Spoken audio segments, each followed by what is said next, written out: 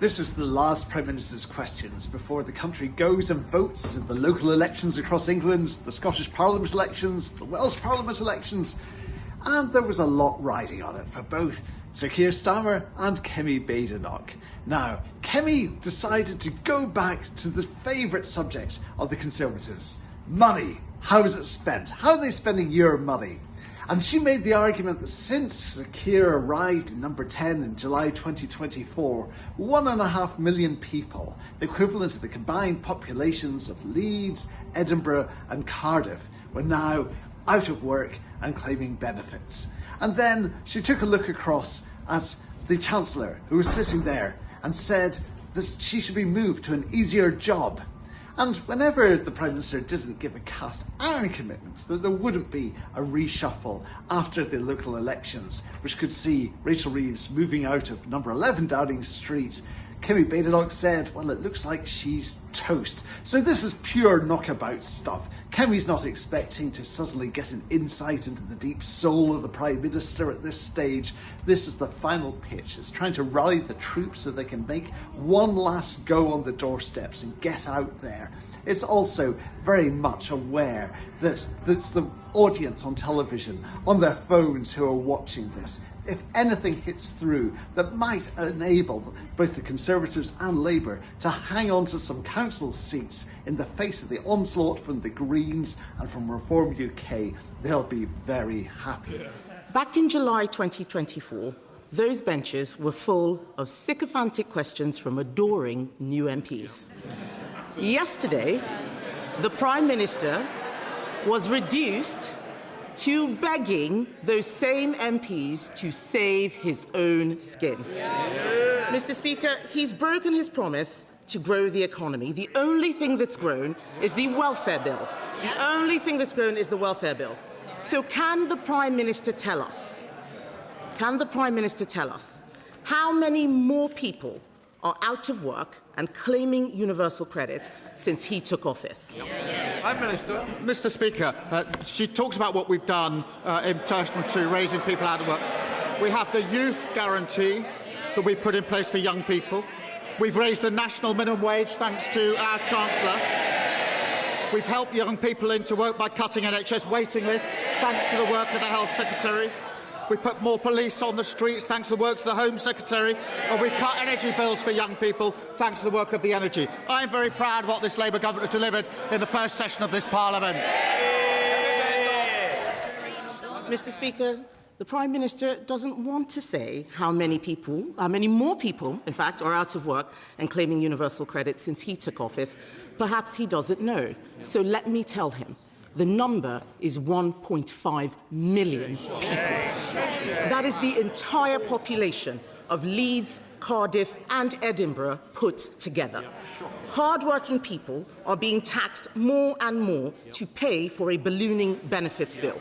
So can the Prime Minister tell us why, on his watch, for the first time ever, we are now spending more on welfare than we earn in income tax? Prime Minister. Mr. Speaker, the welfare system she complains of is the one they put in place, Mr. Speaker. And, Mr. Speaker, we are reforming it to improve it. And what did they do when we put that forward? They voted to keep the same broken welfare system. Mr. Speaker, that answer was as honest as his reason for sacking Ollie Robbins. Perhaps he'd like to apologise for that right now. Let me tell him why we're spending more on welfare than we're earning in tax. It's because of him and his terrible policies. This is all under him. We are spending so much on welfare, we cannot afford to defend the country. And if he won't listen to me, Mr. Speaker, perhaps he'll listen to the former Labour Defence Secretary, Lord Robertson, who is saying, and I quote, "We cannot defend Britain with an ever-expanding welfare budget." I agree with Lord Robertson. Why doesn't he? Mr. Speaker, this is the Labour government that increased defence spending, the highest sustained spend since the Cold War. What did they do, Mr. Speaker? When they came into power, defence spending was 2.5%, and when they left power, it was 2.3%. And even their own Secretary of State admitted they hollowed out our armed forces. So we'll take no lectures from them on defence. Mr. Speaker, talking about more defence spending is not the same as giving more money for defence. He has been in office for nearly 2 years, Mr. Speaker. What he does have, he's got a welfare plan until 2031, but he's not produced a defence investment plan. We have gone backwards on defence under him because we are borrowing to pay for welfare. Yesterday, we learned that the cost of government borrowing is now the highest in 2 decades. That's under him. Instead of getting a grip on the economy, the Chancellor is briefing out rent controls to curry favour with left-wing backbenchers. This is not a serious way to run the economy. It is time the Prime Minister gives her an easier job. So will he listen to businesses, listen to the country and reshuffle the Chancellor? Mr. Speaker, at the spring statement, the Chancellor was very proud to say inflation was down to 3% and falling, 6 interest rates in a cut. We've seen the growth figures for the early part of this year. And she says, well, the cost of borrowing's gone up. Yes, because there's a conflict in Iran. And what did she want to do? What did she want to do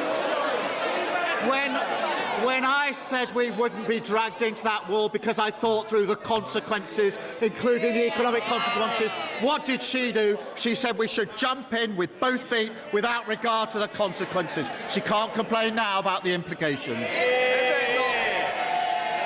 Mr. Speaker, I didn't hear him say he's not reshuffling the Chancellor. It sounds like she's toast. But Kemi did push on a subject which has been building up a lot of concern over the last few months. She made the argument that Sir Keir can't afford to invest in defence because the country's welfare bill is frankly spiralling. Now, this has been a week in which she's been trying to put the Prime Minister under immense pressure, especially over the appointment of Peter Mandelson. And we had the spectacle of her trying to get MPs to vote for an investigation into Keir's handling of that. And she suggested that he's suddenly getting quite hot under the collar, saying that he punched the Speaker's chair last week, and we all saw it, and also insinuating that he's pleading for Angela Rayner to come back into his cabinet at a show of confidence and support. Well, it then was Ed Davies' turn, the Liberal Democrat leader, and he stood up and he started pushing, but Keir came armed with a put-down for the Lib Dem leader, describing him as the man in the wetsuit. And this is obviously a reference to the stunts that Sir Ed Davey loves to pull at election time. And I'm sure we'll be seeing some more in the coming days. He described himself as now wearing a dry suit. And he pointed out that when Boris Johnson was facing a vote on an investigation into his activities, he didn't whip it, he didn't force MPs on the pain of their political lives to stand with him, but Sir Keir had. And then, as the great spectacle of PMQs rolled on, we had Stephen Flynn, the SNP leader in Westminster, standing up. Now, he pointed out that this might be his last Prime Minister's questions if he manages to be elected to the Scottish Parliament. But there was quite a poke when he says it might also be Sir Keir's last Prime Minister's questions. A hint at the upset that there is in Labour benches, that the party has spent the weeks leading up to this crucial vote with a row dominated about why in the world Sir Keir Starmer appointed Peter Mandelson to the top diplomatic post in the United Kingdom. Yesterday, we heard Christian Turner, Peter Mandelson's replacement as US Ambassador, say that the only country Trump has a special relationship with is Israel, that the Prime Minister's job is in danger after next week's elections, and that in the US, Jeffrey Epstein's associates have evaded responsibility for their actions. The Prime Minister has had to fire one US ambassador for lying. Does he fear he'll now have to fire a second one for telling the truth? Prime Minister. Mr. Speaker, given what I've had thrown at me in the last 2 weeks by all the opposition parties, that's the least of my problems. But, Mr. Speaker, I know he likes stunts, but I was surprised he joined in the one yesterday, because his own business spokesman said last week, satisfied I had not misled the House, He, of course, his opening position was it was inconceivable that officials would give clearance to Mandelson and not tell ministers it was against the UK SV recommendation. That's what he said, and it didn't happen. I expect frivolous accusations from the Leader of the Opposition. Clearly, I was wrong to expect anything better from the man in the wetsuit.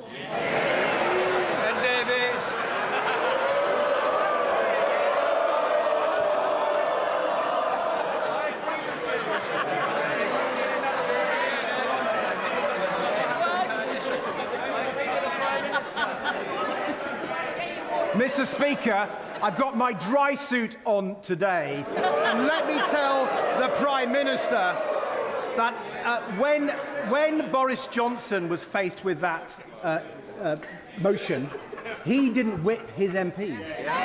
There was a difference there. And Mr. Speaker, experts are warning that food prices will rise by 10% this year as farmers' costs soar. Trump's war has exposed how weak Britain's food security is. Yet under the system brought in by the Conservatives, England is the only country in Europe where farm payments don't actively support farmers to produce food. So will the King's Speech include a good food bill to fix that mistake and make sure people can afford the food they need? Mr. Speaker, of course food security is important, and that's why I was considering that amongst other issues in the ministerial meetings yesterday in Cobra. That's what I was spending my afternoon doing, making sure that we were prepared and managing the risks of a conflict that will affect every single one of our constituents. What was he doing? He was wasting his time in here on a baseless allegation and engaging in party political. He should have been working on the single most important issue of the day, but he wasted his time on a baseless political stunt. Mr. Speaker, depending upon results in the elections next week, this may well be my final PMQs. I suppose.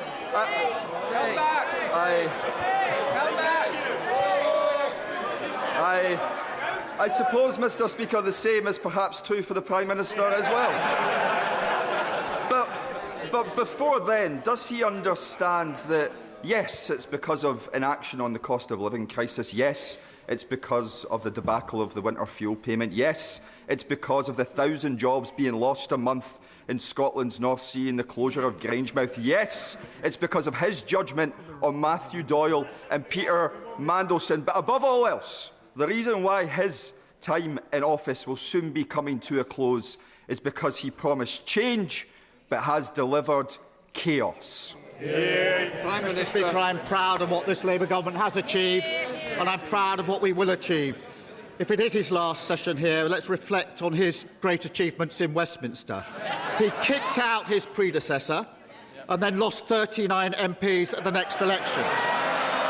I hope he can keep up that record in Holyrood next week.